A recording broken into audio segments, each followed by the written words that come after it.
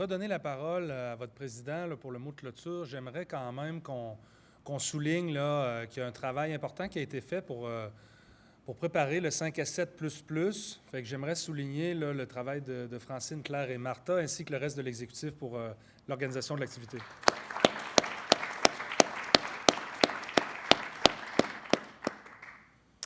Donc, sans plus tarder, je cède la parole à votre président, Monsieur Aymon.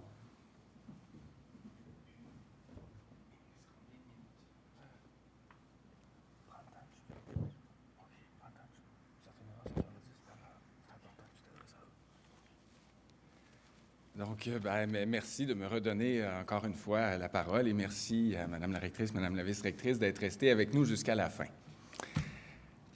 À l'Université Laval, les personnes chargées de cours sont responsables de près de la moitié de l'enseignement de premier cycle. Cela en fait le principal, le plus important groupe d'enseignants au premier cycle.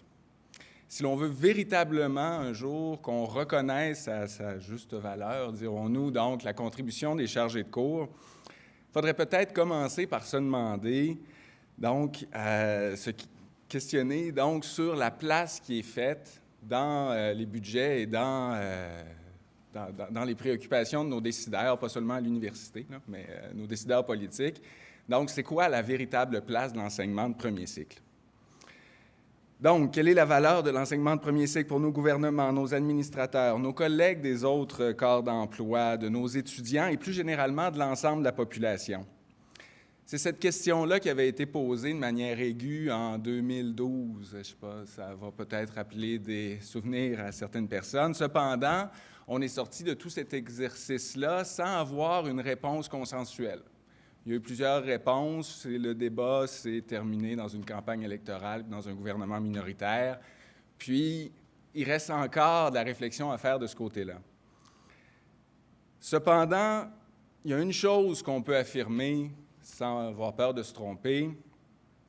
Nos conditions de travail comme enseignants sont aussi les conditions d'apprentissage de nos étudiantes et de nos étudiants. C'est donc avec ce constat en tête que nous pouvons tout de même nous projeter un peu vers l'avenir. Au début, j'ai fait un bilan des 35 dernières années, donc depuis la création du SCUL. Maintenant, donc, on regarde un peu vers l'avenir et faire une liste non exhaustive de 2 éléments. On va garder ça simple. Mais 2 éléments, je pense, qui pourraient justement faire partie des grands principes qui pourraient guider le mode solution.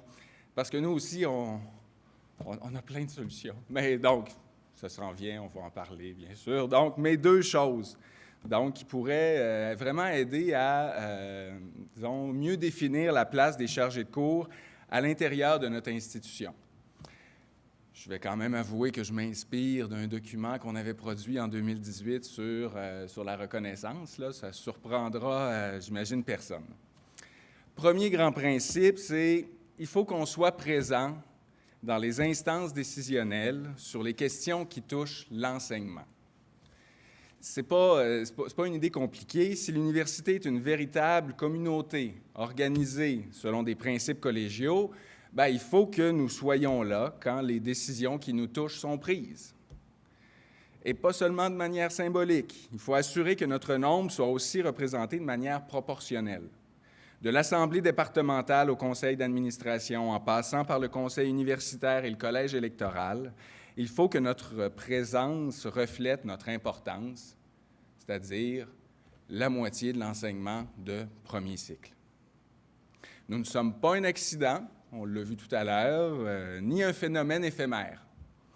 Nous, les personnes chargées de cours, donc, sommes essentiels dans le fonctionnement de l'université et dans la réalisation de son mandat le plus important, comme je vous le disais, au moins en termes de nombre de gens impliqués, là, c'est-à-dire l'enseignement, la transmission de la connaissance. Car sans transmission de la connaissance, il n'y a pas vraiment de possibilité de développement de la connaissance.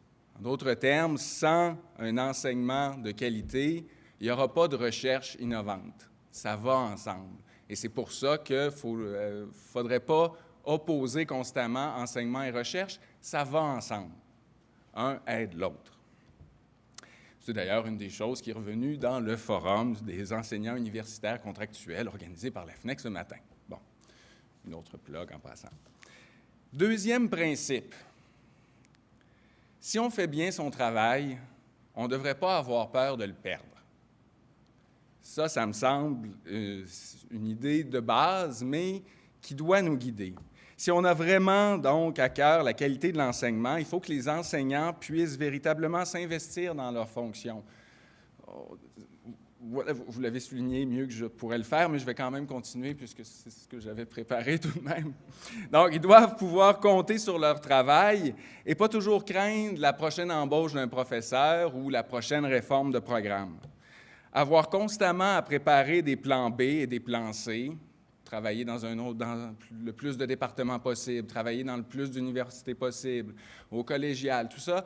Donc, développer aussi une pratique parallèle. Donc, tout ça fait en sorte que ça se fait souvent aux dépens de l'engagement envers l'institution et de la motivation à faire juste le petit plus qui change le très bien en excellent.